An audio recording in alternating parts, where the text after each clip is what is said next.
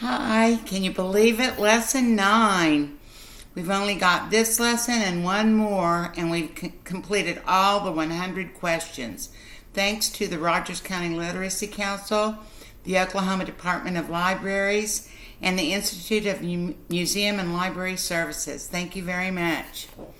So let's get started today.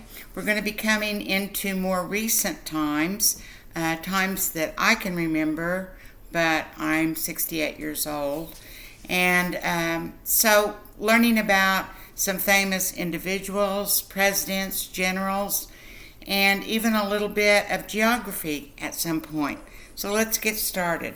One of the questions asks, who was president during World War I? The president during World War I was Woodrow Wilson. And you'll see that World War I was from 1914 to 1918. So we've gotten into the 1900s now. Woodrow Wilson. He was a professor at Princeton University before he was president. And the way we remember this is Woodrow Wilson, World War I. Woodrow Wilson was president during World War I in the early 1900s. Another question is who was president during World War II?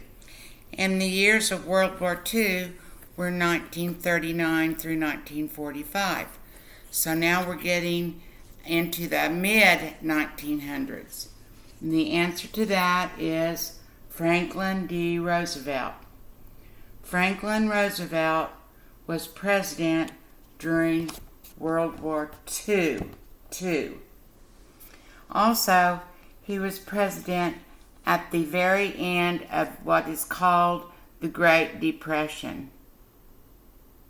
So Franklin Roosevelt was president during the Great Depression and World War II. He's the president that I think I told you was president for about 12 years, which of course now the rules have changed and a president can only be president for 8 years. 4 in the first term, 4 in the second term. Doesn't necessarily have to be 4 and 4 together. We have had a president who was president for 4 years and then wasn't president, didn't win his election, and then came back and won another 4-year term. Right now, every president runs for 4 years, as we've talked about before, and if they win the election at the end of 4 years, and if they decide to run, they can have 4 more. The next question is also about World War II. Who did the U.S. fight? Who were our enemies during World War II? And the answer is Japan, Germany, and Italy. Japan, Germany, and Italy. Those were the enemies of the U.S. during World War II. World War II. Now, here's a question that might surprise you a little bit because it's kind of 2 questions in one. The question is, before he was president, what war was General Dwight Eisenhower in? So it's asked you about a president and asked you about a general. So here is Dwight Eisenhower. He was a general, and this is a picture of him when he was a general during World War II. World War II was from 1939 to 1945. When the war was over, he was very, very popular because it was thought that his great skill at being a general helped us to win the war. So, in 1953, Dwight Eisenhower became president. Same guy. So the question says, in what war was Dwight Eisenhower a general? The answer is World War II. But you need to know that he was a general in World War II and the president after the war. He's the first president that I remember. I was born in 1952. Now you know how old I am.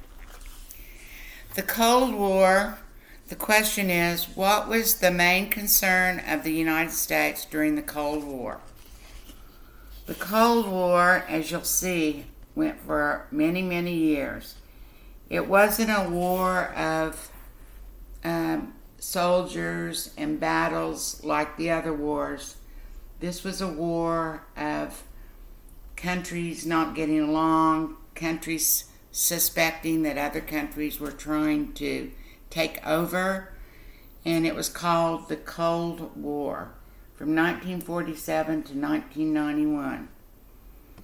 And the main concern of the U.S. was communism. Any place communism was in the world, the U.S. was worried about that. This is the war that was mainly considered over whenever the Berlin Wall fell in Germany. Now, you might say the answer to this is something that's going on right now. But the question is, what was the movement for civil rights? Rights, civil means all the people. Rights for all the people. The question refers to the civil rights movement, which is considered to be during 1954 to 1965. Of course, right now we're going through another, what you might call, civil rights movement, where people are saying everybody should have civil rights. But the answer would be, what is the movement that was working for racial equity and against racial discrimination? And that would be the civil rights movement. Civil rights movement. And then one of the most famous people, leaders of the civil rights movement during that time frame was Martin Luther King.